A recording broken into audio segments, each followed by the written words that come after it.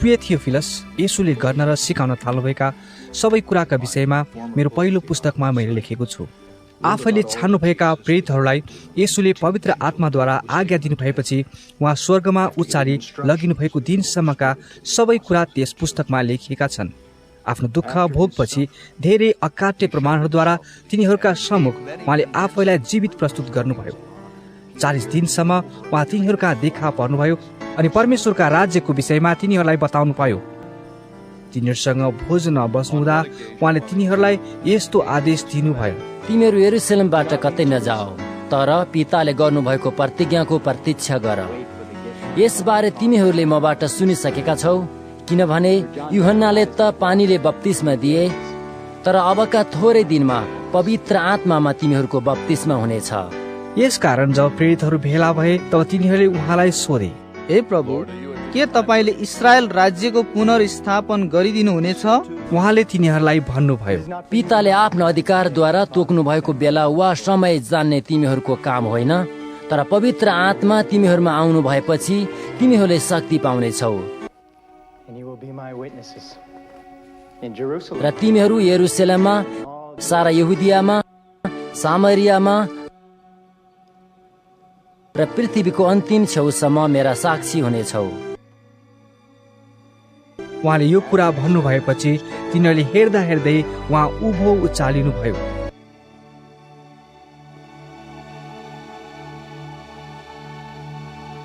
र बादलमा उहाँ तिनीहरूका दृष्टिबाट लोप हुनुभयो। जब तिनीहरूले उहाँ जाँदै गर्नुभएको एकटक आकाशतिर हेरेका थिए, तब अचानक सेतो पोसाक लगाएका 2,000 मानिस तिनीहरूका नजिक खडा भए। तिनीहरूले भने, गालिलका मानिस हो, तिमीहरू किन आकाशतिर हेर्दै उभिरहेका छौ? यही येशू जो तिमीहरूबाट स्वर्गमा लगिनु भयो, अहिले जसरी तिमीहरूले उहाँलाई स्वर्गमा जानु भएको देख्यौ, त्यसरी नै उहाँ फेरि आउनुहुनेछ। तब तिनीहरू जैतुन भनिने पहाडबाट यरुशलेम फर्के। यरुशलेमदेखि यो पहाड प्राय 1 किलोमिटर जति टाढा पर्छ। सहरभित्र पसेपछि तिनीहरू माथिल्लो तलाको आफू बस्ने कोठामा उक्ले। तिनीहरू चाहिँ पत्रुस, यूहन्ना, याकुब, अन्द्रियास, फिलिप र थोमा, बार्थोलोमाई र मत्ती, अल्फयसको छोरो याकुब र देशभक्त दलको सिमोन र याकुबको छोरो यहुदा थिए। कतिजना स्त्रीहरू र येशूकी आमा मरियम अनि उहाँका भाइहरूका साथ यिनीहरू सबै एक मनका भएर निरन्तर प्रार्थना गरिरहन्थे। ती दिनमा भाइहरूका बीचमा पत्रुस खडा भए। यी मानिसहरूको संख्या प्राय 120 थियो र भने, भाइ हो, धर्मशास्त्रको वचन पूरा हुनु पर्दथ्यो, जुन वचन येशूलाई पक्रनेहरूको अगुवा यहुदाको विषयमा दाउदको मुखबाट अघिबाटै पवित्र आत्माले बोल्नु भएको थियो। किनकि त्यसको गणना हामीसँग भएको थियो र यही सेवामा त्यसले हिस्सा पाएको थियो। त्यस मानिसले अधर्मको कमाईबाट एउटा जग्गा किन्यो र उधो मुन्टो भई खस्यो र त्यसको भुँडी फुट्यो र त्यसका सबै आन्द्रा भुँडी निस्के। यो कुरा यरुशलेमका बासिन्दाहरू सबैलाई थाहा भयो। त्यो जग्गाको नाउँ तिनीहरूको आफ्नो भाषामा आखेलदामा राखियो, अर्थात् रगतको खेत। पत्रुसले भने, किनकि भजनको पुस्तकमा यसो लेखिएको छ, त्यसको वासस्थान उजाड होस् र त्यहाँ बास गर्ने कोही नहोस् र त्यसको कार्य पदाधिकार अर्काले लियोस्।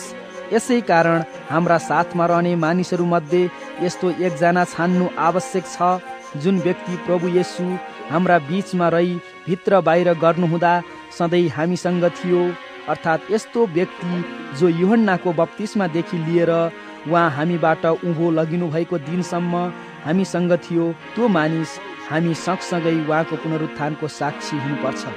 तिनीहरूले 2 जना अर्थात् बारसाबास भन्ने योसेफ, जसको कुल नाउँ युस्तस थियो, र मतियासको नाउँ प्रस्ताव गरे।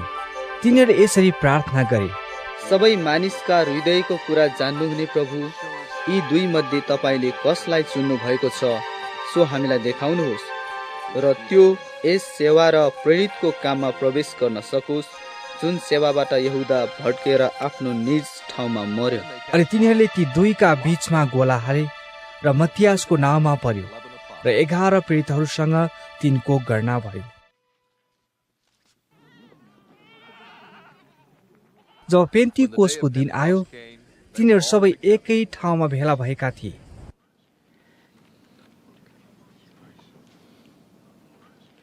अनि स्वर्गबाट अचानक ठुलो बतासको झोक्का जस्तै एउटा आवाज आयो र तिनीहरू बसेको पुरा घरै भरिदियो।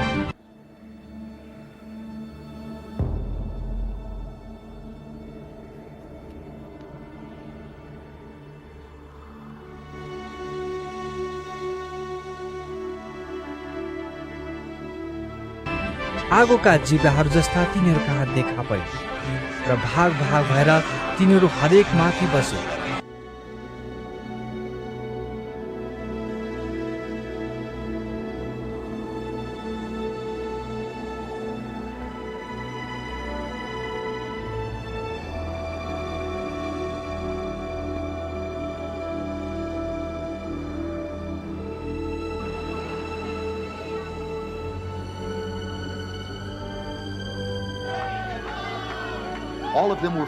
अनि तिनीहरू सबैजना पवित्र आत्माले थिए र पवित्र आत्माले तिनीहरूलाई दिनुभएको उच्चारण बमोजिम तिनीहरू अन्य भाषाहरूमा बोल्न लागे। स्वर्गमुनि भएको हरेक देशबाट ईश्वर भक्त यहुदीहरू त्यस बेला यरुशलेममा बसेका थिए। तब यो आवाज सुनेर भिड जम्मा भयो। तिनीहरू आश्चर्यचकित भए किनकि हरेकले आफ्नो आफ्नो भाषामा तिनीहरू बोलिरहेका सुने। तिनीहरू सबै आश्चर्यचकित भए र अचम्म मानेर भन्न लागे, के यी बोल्नेहरू सबै गालिलीहरू होइनन् र? त कसरी तिनीहरू हरेकले हाम्रा आफ्ना मातृभाषामा बोलेको हामी सुन्छौँ? हामीहरू यहाँ पार्थीहरू, मादीहरू र एलानीहरू र मेसोपोटामियाका, यहुदियाका, कापाडोकियाका, पोन्टस र एसियाका बासिन्दाहरू छौँ। अनि फ्रिगिया, पाम्फिलिया, मिश्र र कुरेनीमा पर्ने लिबियाका कतिपय क्षेत्रहरू र रोमबाट आएका यहुदी र यहुदी मत मान्नेहरू दुवै छौँ। क्रेटका बासिन्दाहरू र अरबीहरू पनि छौँ। अनि हामी आफ्ना भाषामा परमेश्वरका महान कार्यहरूको चर्चा तिनीहरूले गरिरहेका सुन्दछौँ। तिनीहरू सबै आश्चर्यचकित भए र अन्योलमा परेर एउटाले अर्कोलाई यसो भन्न लागे, यसको अर्थ के हो? तर अरूहरूले हाँसो गरेर भने, तिनीहरू नयाँ मतले मात्तेका छन्।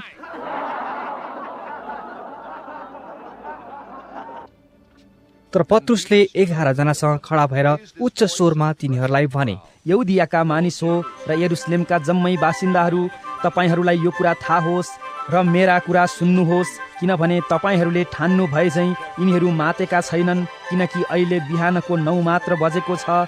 तर योएल अगमवक्ताद्वारा भनिएको कुरा यही हो, आखिरी दिनहरूमा यस्तो हुनेछ भनी परमेश्वर भन्नुहुन्छ, म सबै मानिसहरूमाथि मेरा आत्मा खन्याइदिनेछु र तिमीहरूका छोराहरू र तिमीहरूका छोरीहरूले अगमबाडी बोल्नेछन् र तिमीहरूका युवकहरूले दर्शन देख्नेछन् र तिमीहरूका बुढापाकाहरू स्वप्नदर्शी हुनेछन्।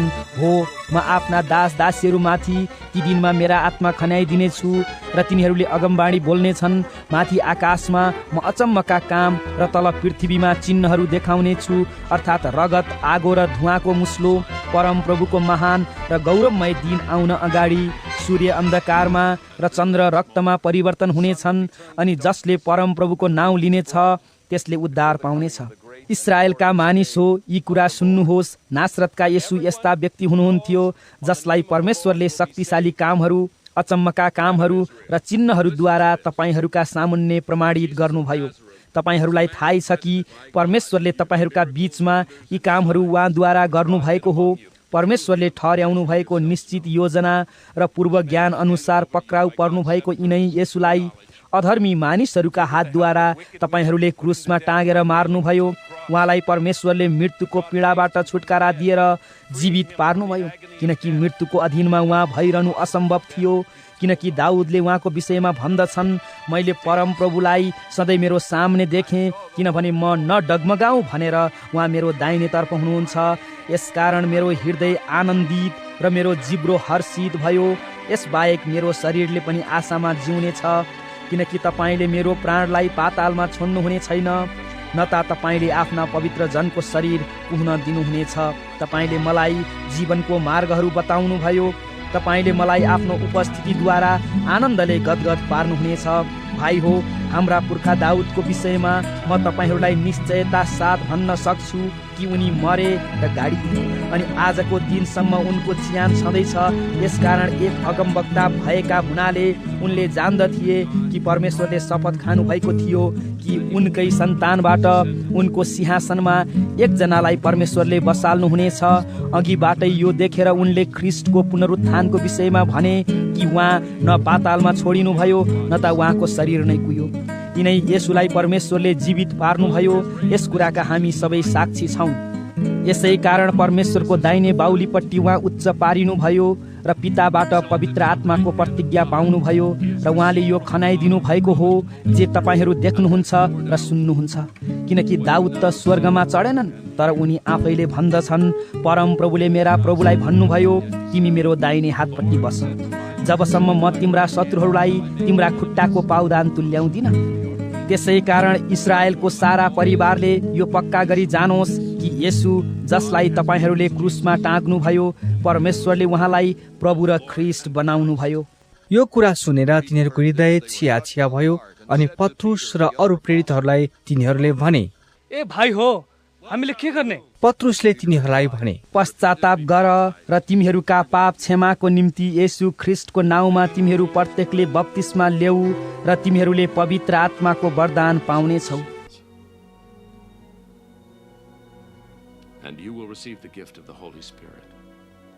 किनकि प्रतिज्ञा तिमीहरूका निम्ति, तिमीहरूका सन्तानको निम्ति र टाढा टाढामा रहेका सबैका निम्ति हो, प्रत्येक जसलाई प्रभु हाम्रा परमेश्वरले बोलाउनुहुन्छ।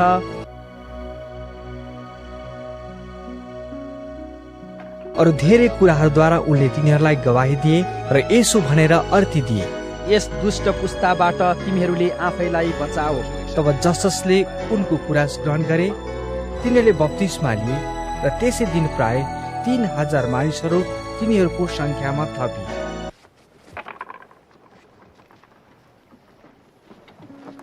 तिनीहरू प्रेरितहरूका शिक्षा, संगति र संयुक्त भोज र प्रार्थनामा भक्ति साथ लागिरहन्थे। हरेक हृदयमा भय उत्पन्न भयो र प्रेरितहरूद्वारा धेरै अचम्मका काम र चिन्हहरू भए।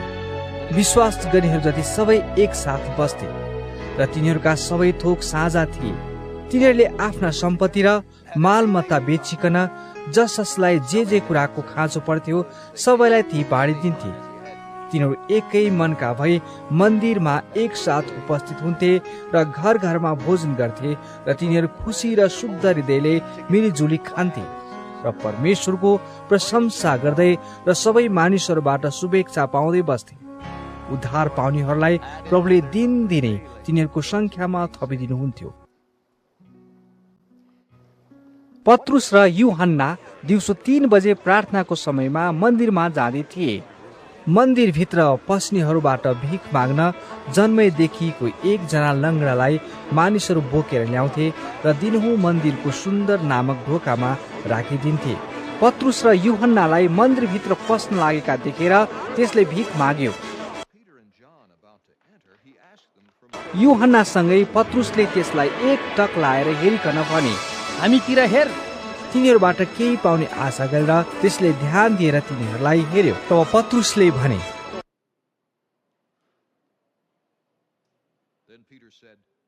सुन चाँदी मसित छैन, तर जे मसित छ त्यही म तँलाई दिन्छु। नासरतका येशू ख्रिस्टको नाउँमा हिँड।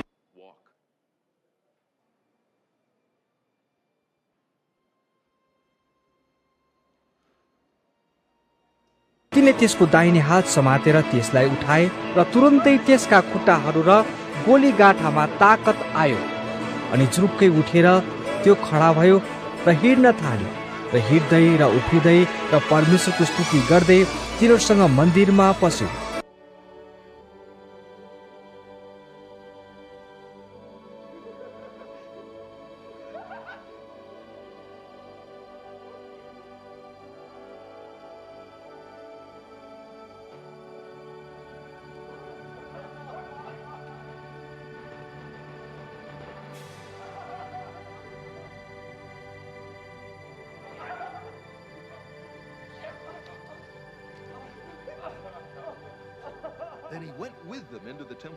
तब सबै मानिसहरूले त्यसलाई हिँड्दै गरेको र परमेश्वरको प्रशंसा गरिरहेको देखे। तिनीहरूले त्यसलाई मन्दिरको सुन्दर ढोकामा भिख माग्न बसिरहने यही नै हो भनेर चिने र त्यसमाथि भएको कुरामा तिनीहरूले अचम्म माने र आश्चर्यचकित भए। त्यो मानिस पत्रुस र यूहन्नाको पछि लागेको देखेर सबै मानिसहरू अति अचम्म मान्दै सोलोमन नामक दलानमा एकसाथ तिनीहरू कहाँ दगुरी आए। यो देखेर पत्रुसले मानिसहरूलाई भने, इस्राएलका मानिस हो, यस कुरामा तपाईहरू किन अचम्म मान्नुहुन्छ? अथवा हाम्रो आफ्नै शक्ति वा भक्तिद्वारा हामीले यसलाई हिँड्ने तुल्याए जस्तै किन वाल्ल परेर हामीलाई हेर्नुहुन्छ? अब्राहम, इसहाक र याकुबका परमेश्वर, हाम्रा पुर्खाका परमेश्वरले आफ्ना सेवक येशूलाई महिमित पार्नुभयो, जसलाई तपाईहरूले चाहिँ पक्राइदिनु भयो। र पिलातसले उहाँलाई छोडिदिने विचार गर्दा पनि तपाईहरूले उहाँलाई उनकै सामने अस्वीकार गर्नुभयो। तर तपाईहरूले पवित्र र धर्मी जनलाई अस्वीकार गरिकन एउटा ज्यानमारालाई छोडिदिने माग गर्नुभयो र जीवनका कर्तालाई तपाईहरूले मार्नुभयो, जसलाई परमेश्वरले मृतकबाट बिउताउनुभयो। हामी यसका साक्षी छौँ। उहाँको नाउँमाथि गरेको विश्वासले र उहाँकै नाउँले तपाईहरूले देखेका र जानेका यस मानिसलाई बलियो तुल्यायो। यसुबाट पाएको विश्वासले यस मानिसलाई तपाईहरू सबैका सामुन्ने पुरा निको पार्यो। अब भाइ हो, मलाई थाहा छ कि तपाईहरूले अजानमा त्यसो गर्नुभयो र तपाईँका शासकहरूले पनि त्यसै गरे। उहाँका ख्रिस्टले दुःख भोग्नुपर्छ भनी परमेश्वरले सबै अगमवक्ताका मुखबाट भन्नुभएको अगमबाणी उहाँले यसरी पुरा गर्नुभयो। यसकारण पश्चाताप गर्नुहोस् र फर्कनुहोस् कि तपाईँहरूका पाप मेटिउन् र परम प्रभुको उपस्थितिबाट आनन्दको समय आओस् र उहाँले तपाईँहरूका निम्ति अघिबाटै नियुक्त गर्नुभएको ख्रिस्ट अर्थात् येशूलाई पठाइदिनुहुन्छ। परमेश्वरले प्राचीन कालदेखि आफ्ना पवित्र अगमवक्ताहरूका मुखबाट बोल्नुभएका सबै थोकको पुनर्स्थापना हुने समय नआउन्जेल ख्रिस्ट स्वर्गमा अवश्य रहनुपर्छ। मोसाले भनेका थिए, परम प्रभु परमेश्वरले मलाई खडा गर्नु भए जस्तै तिमीहरूका दाजुभाइहरूका माझबाट एउटा अगमवक्ता तिमीहरूका निम्ति खडा गर्नुहुनेछ। उहाँले तिमीहरूलाई जे भन्नुहुनेछ ती सबै कुरा तिमीहरूले सुन्नुपर्छ। यसो हुनेछ कि त्यस अगमवक्तालाई नसुन्ने जति हरेक प्राणी मानिसहरूका बीचबाट नष्ट हुनेछ। समुएलदेखि लिएर त्यसपछिका सबै अगमवक्ताहरू जतिले बोलेका छन् ती सबले यिनै दिनहरूको घोषणा गरेका छन्। तपाईहरू तिनै अगमवक्ताहरूका र त्यही करारका सन्तान हुनुहुन्छ, जुन करार परमेश्वरले तपाईहरूका पुर्खा अब्राहमसँग यसो भनेर बाँध्नुभयो, तिम्रा सन्तानमा पृथ्वीका सबै परिवारले आशिष पाउनेछन्। तपाईहरू हरेकलाई आफ्नो दुष्टताबाट फर्काएर तपाईहरूलाई आशिष दिन भनी परमेश्वरले आफ्ना सेवकलाई खडा गर्नुभयो र सर्वप्रथम तपाईहरू कहाँ पठाउनुभयो। पत्रुस र यूहन्ना मानिसहरूसँग बोल्दै नै थिए। पुजारीहरू, मन्दिरका कप्तान र सदुकीहरू तिनीहरू कहाँ आए। उनीहरू रिसाएका थिए किनकि येशूमा पुनरुत्थान हुन्छ भन्ने कुरा तिनीहरूले मानिसहरूलाई सिकाउँदै थिए र घोषणा गर्दै थिए। तब उनीहरूले यिनीहरूलाई पक्रे र भोलिपल्टसम्म थुनामा राखे, किनभने त्यस बेला साँझ परिसकेको थियो। तर वचन सुन्नेहरूमध्ये धेरैले नै विश्वास गरे र विश्वास गर्ने मानिसहरूको संख्या प्राय 5,000 भयो। भोलिपल्ट यिनीहरूका शासकहरू, धर्मगुरुहरू र शास्त्रीहरू यरुशलेममा भेला भएका थिए। प्रधान पुजाहारी हन्नास, कैयाफा, यूहन्ना, अलेक्जेन्डर र प्रधान पुजाहारीका परिवारका जम्मै त्यहाँ थिए। तिनीहरूले पत्रुस र यूहन्नालाई बीचमा खडा गराएर सोधे, कुन शक्तिबाट अथवा कसको नाममा तिमीले यो गरेका हौ? तब पवित्र आत्माले भरिपूर्ण भएर पत्रुसले तिनीहरूलाई भने, मानिसहरूका शासक र धर्मगुरु हो, आज हामीले एउटा लङ्गडो मानिसप्रति एउटा असल काम गरेको विषयमा त्यो कुन उपायले निको पारियो भनेर प्रश्न गर्नुहुन्छ भने तपाईहरू सबैलाई र इस्राएलका सारा मानिसलाई थाहा होस् कि तपाईहरूले क्रुसमा टाँग्नु भएको र परमेश्वरले मृतकबाट जीवित पार्नु भएका उनै नासरतका येशू ख्रिस्टको नाउँमा यो मानिस तपाईहरूका सामुन्ने निको भएर उभिएको छ। यो त्यही ढुङ्गो हो जो तपाईँ निर्माताहरूले इन्कार गर्नुभएको थियो, सो अहिले कुनाको शिर ढुङ्गो हुन आएको छ। अरू कसैमा मुक्ति छैन, किनकि हामीले मुक्ति पाउनलाई स्वर्गमुनि मानिसहरूमा अर्को कुनै नाउँ दिएको छैन। जब तिनीहरूले पत्रुस र यूहन्नाको साहस देखे र तिनीहरू अशिक्षित र साधारण मानिसहरू रहेछन् भनी थाहा पाए, तब तिनीहरू छक्क परे र यिनीहरू येशूको साथमा रहन्थे भन्ने तिनीहरूले थाहा पाए। तर निको भएको मानिसलाई यिनीहरूसँग उभिरहेको देखेर तिनीहरूले केही बोल्न सकेनन्। यसैले यिनीहरूलाई महासभाबाट बाहिर जाने आज्ञा दिएर तिनीहरूले यसो भनी आपसमा मतो गरे, यी मानिसहरूलाई अब हामीले के गर्ने हो?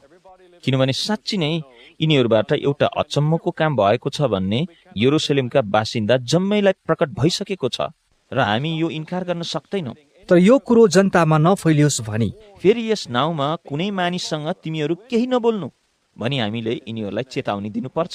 अनि यिनीहरूलाई बोलाएर अब उपरान्त यीशुको नाउँमा नबोल्नु र कुनै शिक्षा नदिनु भने तिनीहरूले आज्ञा दिए। तर पत्रुस र यूहन्नाले तिनीहरूलाई उत्तर दिए, परमेश्वरको कुरा सुन्नुभन्दा तपाईँहरूको कुरा सुन्नु परमेश्वरको दृष्टिमा ठिक हो कि होइन, तपाईँ आफै विचार गर्नुहोस्। किनकि हामीले देखेका र सुनेका कुराहरू हामी नबोली सक्दैनौँ।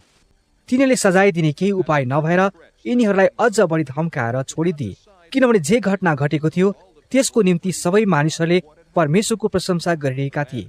किनकि जुन मानिस आश्चर्य कामद्वारा निको पारिएको थियो त्यसको उमेर 40 वर्षभन्दा बढी थियो। छुटकारा पाएर तिनीहरू आफ्ना साथीहरू कहाँ आए र मुख्य पुजारीहरू र धर्मगुरुहरूले भनेका सबै कुराहरू उनीहरूलाई बताइदिए। जब तिनीहरूले यो सुने तब तिनीहरूले एकसाथ परमेश्वरतिर आफ्ना स्वर उचाली भने, हे प्रभु, जसले स्वर्ग, पृथ्वी, समुद्र र तिनमा भएका यावत थोक बनाउनु भयो, जसले पवित्र आत्माद्वारा आफ्ना सेवक हाम्रा पुर्खा दाउदका मुखबाट भन्नुभयो, अन्य जातिहरू किन झोकिए र मानिसहरूले व्यर्थका कुराहरू किन कल्पना गरे। परमप्रभुको विरुद्धमा र उहाँका अभिषिक्त जनको विरुद्धमा पृथ्वीका राजाहरू खडा भए र शासकहरू एकसाथ भेला भए। किनभने साँच्चै तपाईँले अभिषेक गर्नुभएका तपाईँका पवित्र सेवक येशूको विरुद्धमा हेरोद र पन्तियस पिलातस दुवैजना अन्य जाति र इस्राएलीहरूसँग यसै सहरमा भेला भएका थिए। त्यही गर्नलाई जे तपाईँको बाहुलीबाट र तपाईँको योजना अनुसार अघिबाटै ठहराइएको थियो।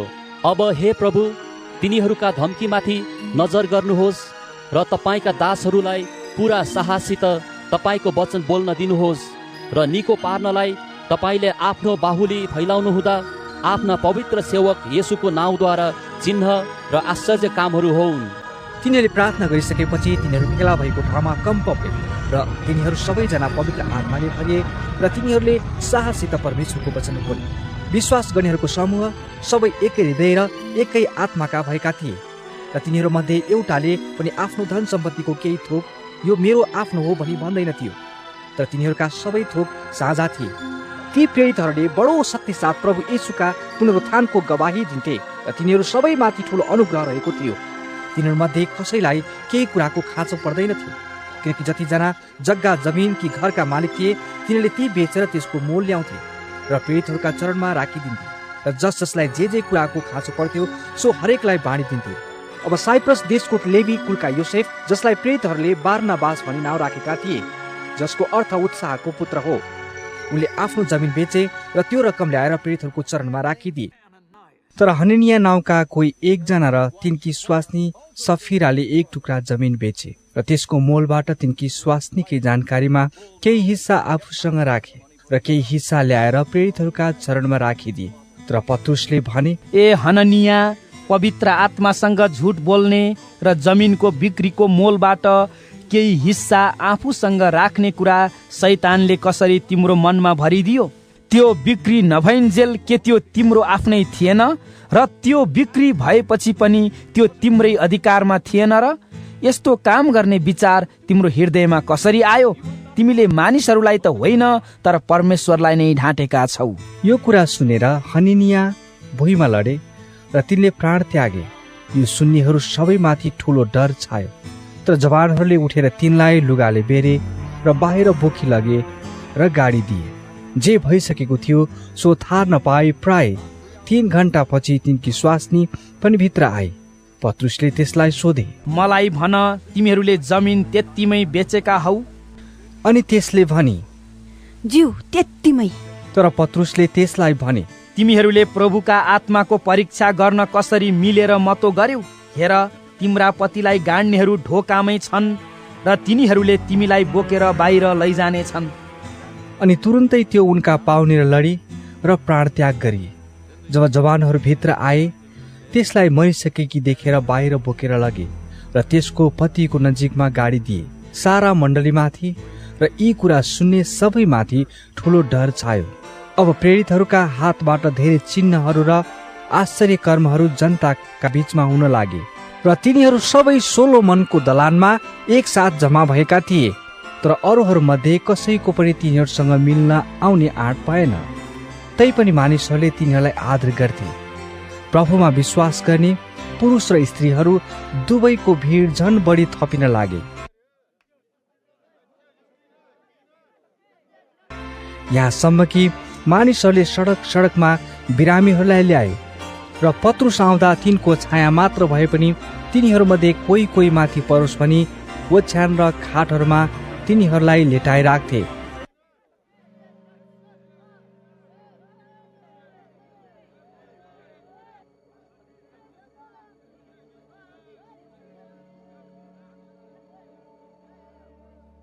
यरुशलेमका वरिपरिका सहरहरूबाट पनि धेरै मानिसहरूले बिरामीहरू र अशुद्ध आत्माले सताएकाहरूलाई लिएर आउँथे र ती सबै निको हुन्थे। प्रधान पुजाहारी र तिनीसँग हुने सबै जो सदुकी पन्थका थिए डाहाले भरिएर पीडितहरूका विरुद्धमा खडा भए र तिनीहरूलाई पक्रेर सार्वजनिक झ्यालखानमा हालिदिए।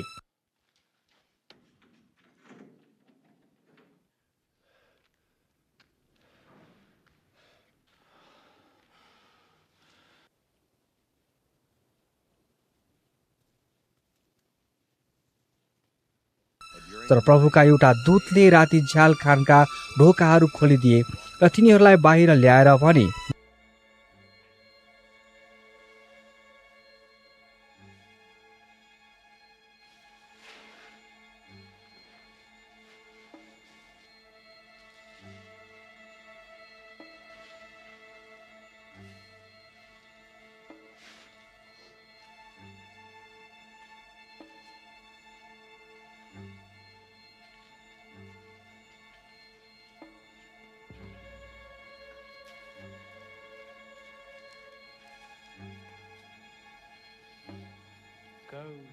जाओ र मन्दिरमा खडा भएर यस जीवनका सारा सन्देश मानिसहरूलाई सुनाओ।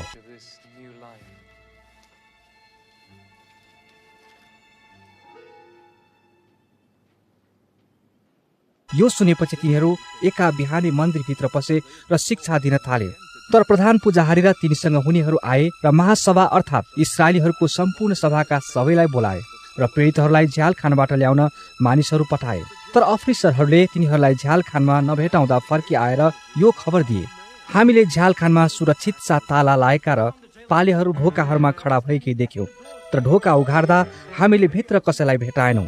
जब मन्दिरका कप्तान र मुख्य पुजारीहरूले यो खबर सुने तब यी सबको नतिजा के हुने हो भनी तिनीहरू पीडितहरूका विषयमा अन्योलमा परे।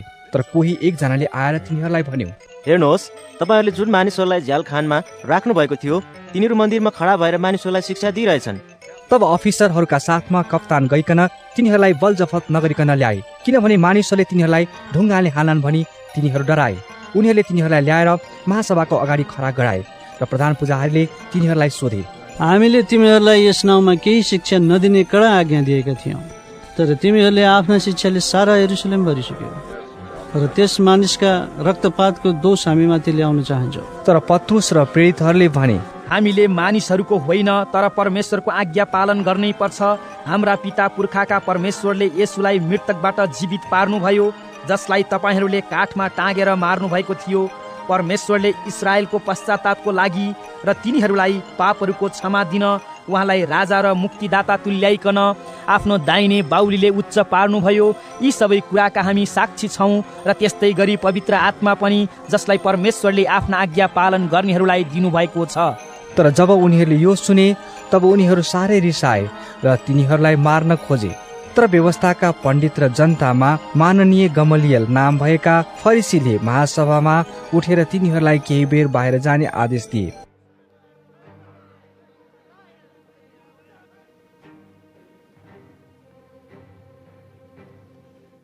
र उनले महासभाका मानिसहरूलाई भने, इस्राएली हो, यी मानिसहरूलाई तपाईहरूले जे गर्न आँट्नु भएको छ त्यसमा होशियार हुनुहोस्।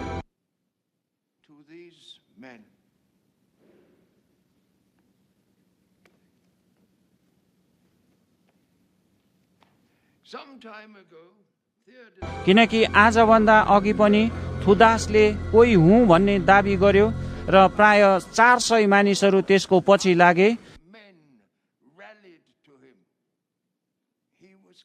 त्यो मारियो र त्यसको पछि लाग्नेहरू सबै छरपष्ट भए र सब व्यर्थ भयो।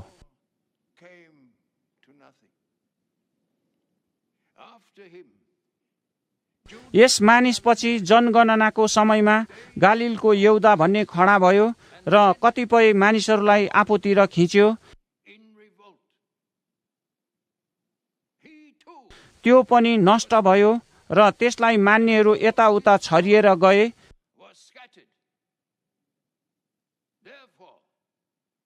अहिलेको यस मामिलामा म तपाईहरूलाई भन्दछु कि यी मानिसहरूबाट अलग्ग बस्नुहोस्।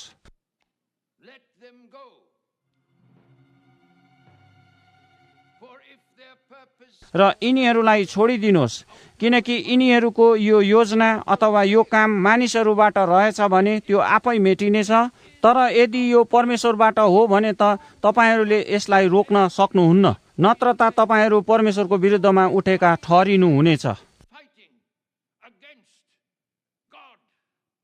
तब उनीहरूले तिनका सल्लाह माने अनि उनीहरूले प्रेरितहरूलाई भित्र बोलाएर पिटे र येशूको नाउँमा नबोल्नु भन्ने आज्ञा दिई तिनीहरूलाई छोडिदिए।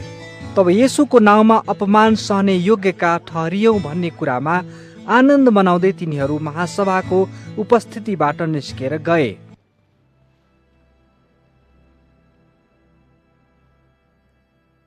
अनि हरेक दिन तिनीहरूले मन्दिरमा र घर घरमा गरी येशू नै ख्रिस्ट हुनुहुन्छ भनी सिकाउन र प्रचार गर्न छोडेनन्।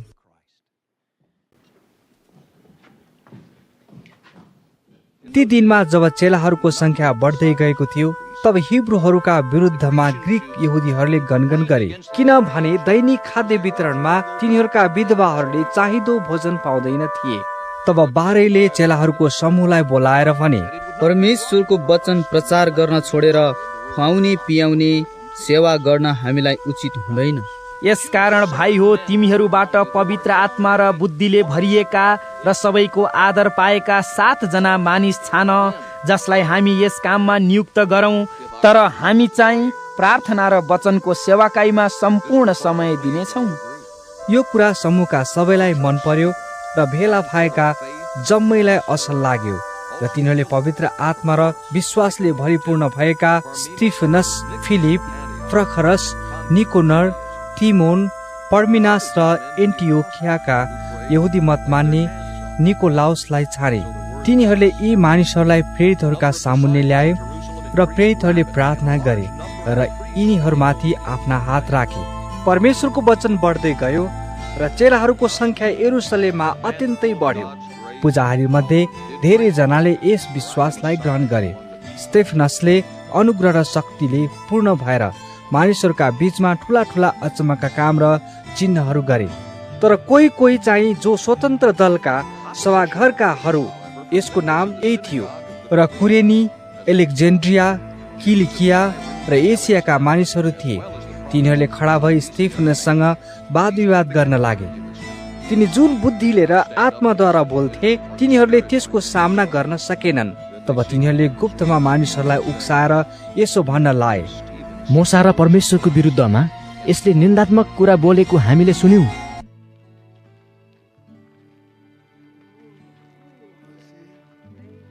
तब तिनीहरूले जनतालाई, धर्मगुरु र शास्त्रीहरूलाई भड्काए र तिनीहरूलाई हमला गरेर पक्रेर महासभामा ल्याए।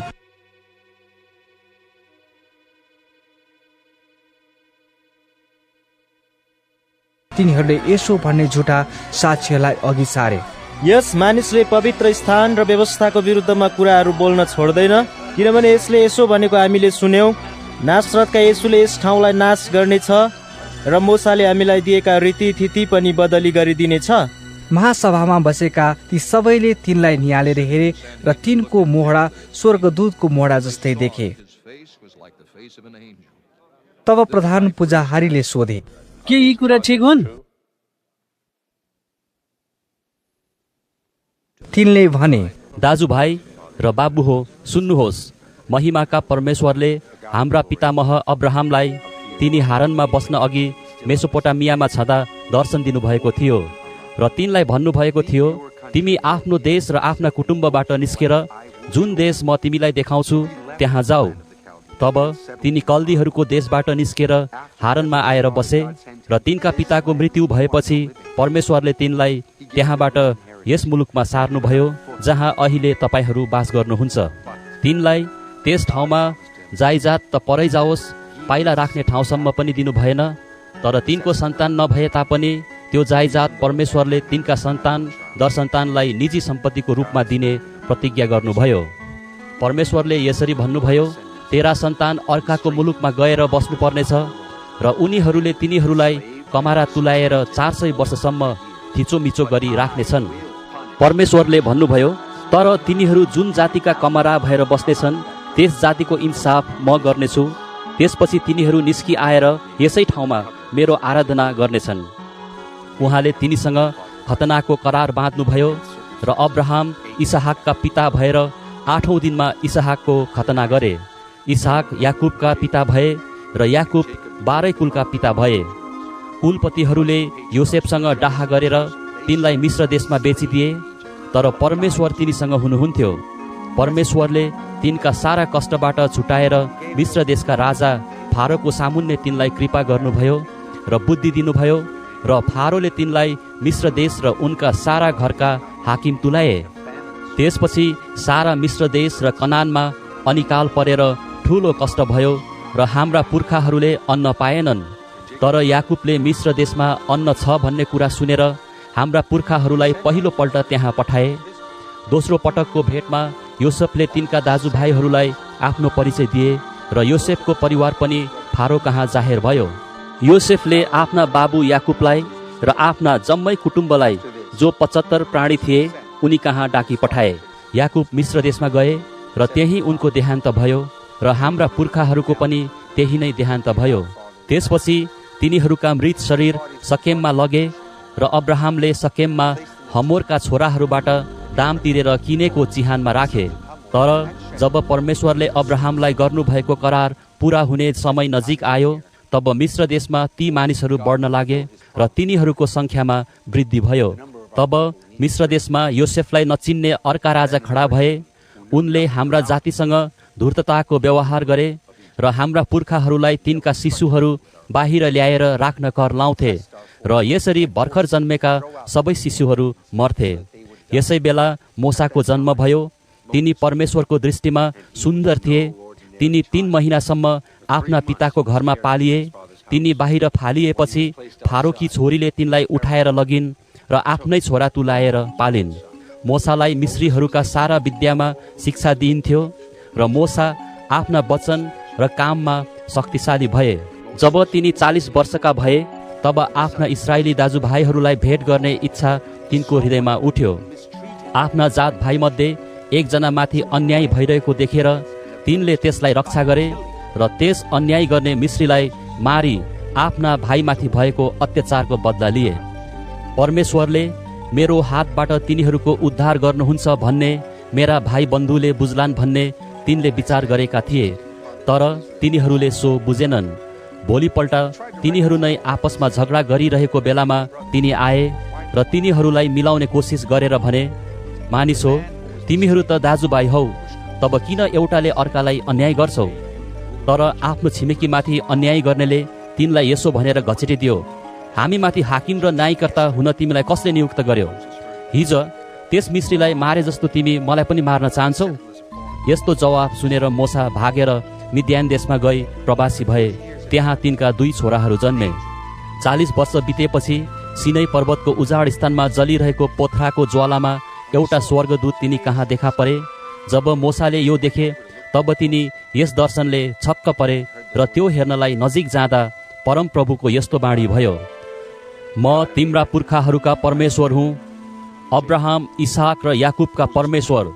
मोसा काम नलागे र तिनले त्यतातिर हेर्नेसम्म आँट गरेनन्। तब परमप्रभुले तिनलाई भन्नुभयो, तिम्रा खुट्टाका जुत्ता फुकाल, किनकि जुन स्थानमा तिमी खडा छौ त्यो पवित्र स्थान हो। मिश्रमा भएका मेरा प्रजाको दुर्दशा मैले देखेँ र तिनीहरूको बिलौना पनि सुने। तिनीहरूलाई छुटकारा दिन म ओर्ली आएको छु। अब आऊ, म तिमीलाई मिश्र देशमा पठाउनेछु। यही मोसा जसलाई तिनीहरूले कसले तिमीलाई हाकिम र न्यायकर्ता तुल्यायो भनेर इन्कार गरेका थिए, तिनलाई परमेश्वरले पोथ्रामा देखा पर्ने स्वर्गदूतद्वारा हाकिम र उद्धारकर्ता तुल्याएर पठाउनुभयो। यिनै मानिसले मिश्र देशमा, लाल समुद्रमा र 40 वर्षभरि उजाड स्थानमा उदेकका काम र चिन्हहरू गरिकन तिनीहरूलाई बाहिर ल्याए।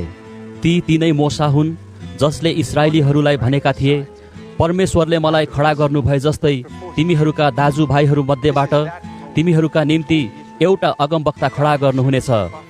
यी तिनै मुसा हुन् जो उजाड स्थानमा भएको समुदायमा स्वर्गदूतसँग थिए, जुन स्वर्गदूतले सिनै पर्वतमा र हाम्रा पुर्खाहरूसँग बोलेका थिए र तिनैले हामीलाई दिनको निम्ति जीवित बाणीहरू पाएका थिए। हाम्रा पुर्खाहरूले तिनको आज्ञा पालन गर्न इन्कार गरे।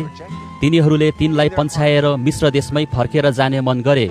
तिनीहरूले हारूनलाई यसो भने, हाम्रा अघि अघि लाग्ने कोही देवताहरू हाम्रा निम्ति बनाइदिनुहोस्, किनकि हामीलाई मिश्र देशबाट निकालेर ल्याउने यी मोसालाई के कसो भयो हामी जान्दैनौँ। ती दिनमा तिनीहरूले एउटा बाछाको मूर्ति बनाए र त्यसमा बलि पनि चढाए र आफ्ना हातको काममा खुसी मनाए। तर परमेश्वरले तिनीहरूलाई तिरस्कार गर्नुभयो र तिनीहरूलाई आकाशका तारामण्डलको उपासना गर्न छोडिदिनुभयो, जस्तो अगमवक्ताहरूका पुस्तकमा लेखिएको छ। इस्राएलका मानिस हो, के तिमीहरूले 40 वर्षसम्म उजाड स्थानमा मलाई पशु बलि र भेटीहरू चढायौ? तिमीहरूले मोलोकको तम्बु र रेफन देवताको तारा र तिमीहरूले पुज्नलाई बनाएका मूर्तिहरू उठाइ लग्यौ। अब म तिमीहरूलाई बेबिलोनदेखि पारी निर्वासित गर्नेछु। उजाड स्थानमा हाम्रा पुर्खाहरूका गवाहीको मण्डप थियो। मोसाले देखेका नमुना बमोजिम परमेश्वरको आदेश अनुसार यो बनिएको थियो। हाम्रा पुर्खाहरूले पनि उनीहरूको पालोमा अन्य जातिहरूको देश अधिकारमा ल्याउँदा यहोशूको साथमा त्यो तम्बु ल्याए। दाउदको पालोसम्मै त्यो त्यहीँ रह्यो। तिनले परमेश्वरको निगाह पाए र याकुबका परमेश्वरको निम्ति एउटा वासस्थान बनाउने अनुमति मागे। तर उहाँको निम्ति भवन चाहिँ सोलोमनले बनाए। तर हातले बनाएका भवनहरूमा परमेश्वर वास गर्नुहुन्न, जस्तो अगमवक्ताले भनेका छन्, मेरो सिंहासन स्वर्ग हो र पृथ्वी मेरो खुट्टाको पाउदान। तिमीहरूले मेरो निम्ति कस्तो भवन बनाउने हो? परमप्रभु भन्नुहुन्छ, मेरो विश्रामको ठाउँ कुन हो? के यी सबै थोक मेरै हातले बनाएका होइनन् र? हे हटी मानिसहरू हो, कठोर हृदय र बहिरा कान भएका हो, तपाईहरू सधैँ पवित्र आत्माको विरोध गर्नुहुन्छ। तपाईहरूका पुर्खाले जस्तो गरे तपाईहरू पनि त्यस्तै गर्नुहुन्छ। अगमवक्ताहरूमध्ये कुन चाहिँलाई तपाईहरूका पुर्खाहरूले सताएनन्? उनीहरूले धार्मिक जनको आगमन अघिबाटै घोषणा गर्नेहरू सबैको हत्या गरे। उहाँलाई तपाईहरूले विश्वासघात गर्नुभयो र उहाँको हत्या गर्नुभयो। ती सबैलाई मारे जसले ती धार्मिक जनको आउने समाचार अगाडिदेखि नै सुनाएका थिए। अब तपाईहरू चाहिँ उहाँकै विश्वासघातक र ज्यानमारा हुनुभएको छ। स्वर्गदूतहरूले सुम्पेको व्यवस्था तपाईहरूले पाउनुभयो, तर त्यसको पालन गर्नु भएन।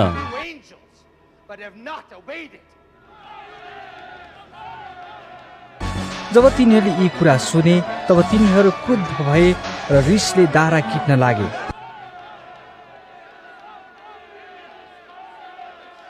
तर तिनले चाहिँ पवित्र आत्माले भरिपूर्ण भइकन स्वर्गतिर एकटक लाएर हेरे र परमेश्वरको महिमा र येशूलाई परमेश्वरको दाहिनेपट्टि उभिरहनु भएको देखे। तिनले भने, हेर, स्वर्ग उग्रेको म देख्छु र मानिसको पुत्रलाई परमेश्वरको दाहिनेपट्टि उभिरहनु भएको म देख्दछु। तर तिनीहरू उच्च स्वरले कराई उठे र आफ्ना आफ्ना कान थुने र तिनीहरू एकसाथ तिनीमाथि झम्टे। तिनीहरूले तिनलाई सहर बाहिर निकाली लगे र तिनीमाथि ढुङ्गा बर्साए र साक्षीहरूले आफ्ना वस्त्रहरू साउल नाउँ भएको एउटा युवकका खुट्टातिर राखे। जसरी तिनीहरूले स्तिफनसमाथि ढुङ्गा हानिरहेका थिए, तिनले प्रार्थना गरे,